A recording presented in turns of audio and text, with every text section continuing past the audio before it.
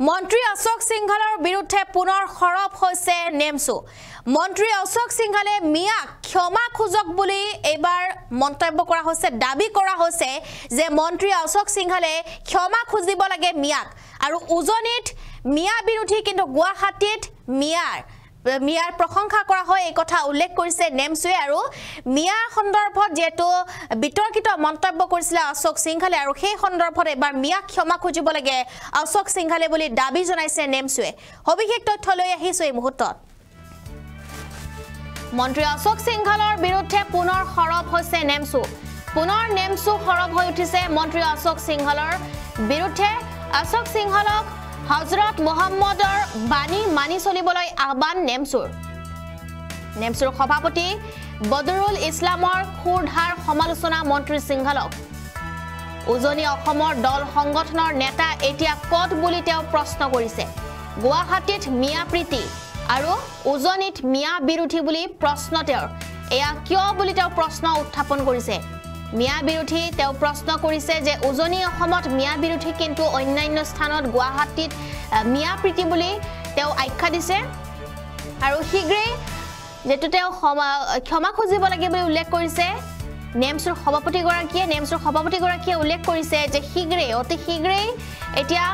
ক্ষমা বিচাৰিব লাগে মন্ত্ৰী অশোক সিংঘালে তেওঁৰ মন্তব্য আছে এই মুহূৰ্তত হেয়া শুনাবলৈ চেষ্টা কৰি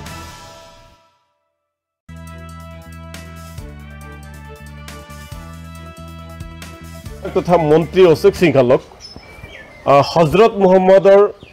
যি বাণী আছিল যে উপদেশ আছিল সেই উপদেশ পালন কৰিবলৈ আমি নেমছুৰ ফালৰ পৰা তেওঁক আহ্বান জনাইছো অসমৰ মুখ্যমন্ত্ৰী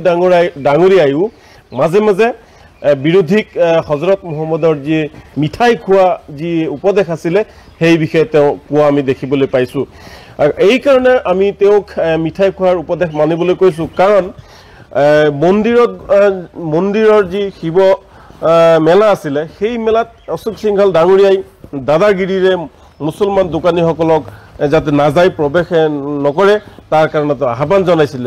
কিন্তু অশোক সিংঘাল ডাঙৰীয়াৰ পুত্ৰ বা তেওঁৰ পৰিয়ালৰ যি প্ৰটেক্ট গ্ৰুপ আছে যি বিল্ডিঙৰ কাম কৰে গুৱাহাটী মহানগৰৰ ডাঙৰ অট্টালিকা সাজি আছে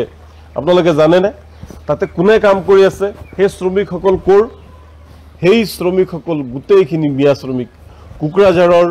ধুবুৰীৰ বৰপেটাৰ শ্ৰমিকসকল সেই গোটেই শ্ৰমিকসকল ইয়াৰ দ্বাৰা আমি বুজি পালো যে ৰাজনীতিৰ কাৰণে অশোক সিংঘাল ডাঙৰীয়াই বহুত তললৈ নামিব পাৰে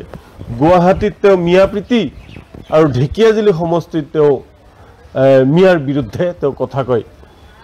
অৰ্থাৎ ঢেকিয়াজুলিৰ যি হিন্দু মানুহখিনি আছে সেইখিনি একত্ৰিতকৰণ কৰি তেওঁ ৰাজনীতি কৰে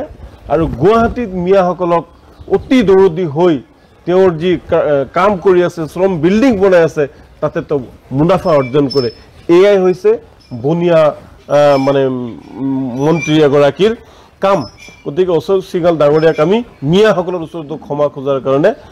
আহ্বান জনাইছো অতিকৈ দুখৰ কথা যে মিয়াৰ কিবা এটা হ'লেই মিয়াৰ কিবা এটা বদনাম হ'লেই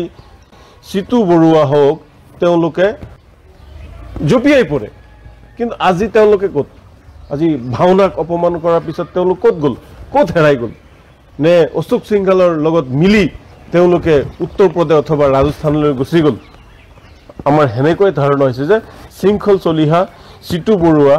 বা আৰু বিভিন্ন উজনিৰ যি নেতা আছে সদায় মিয়াৰ লগত লাগি থকা যিসকল নেতা আছে ভাওনাক অপমান কৰাৰ পিছত অশোক সিংঘালৰ লগত মিলি তেওঁলোকে ৰাজস্থান উত্তৰ প্ৰদেশ পাইছে অশোক সিংঘাল ডাঙৰীয়া যদি মিয়াৰ ওচৰত ক্ষমা নখোজে তেতিয়াহ'লে গুৱাহাটীৰ প্ৰটেক্ট যি এণ্টাৰপ্ৰাইজ আছে প্ৰটেক্ট কোম্পানীৰ দ্বাৰা যিসকল কাম কৰি আছে বিল্ডিংবিলাকত সেই শ্ৰমিকসকলক আমি তেওঁলোকৰ নিজ ঘৰলৈ যাবৰ কাৰণে আহ্বান জনাম গতিকে মন্ত্ৰী অশোক সিংঘাল ডাঙৰীয়াই অতি সোনকালে মিয়াৰ ওচৰত ক্ষমা খুজিব লাগে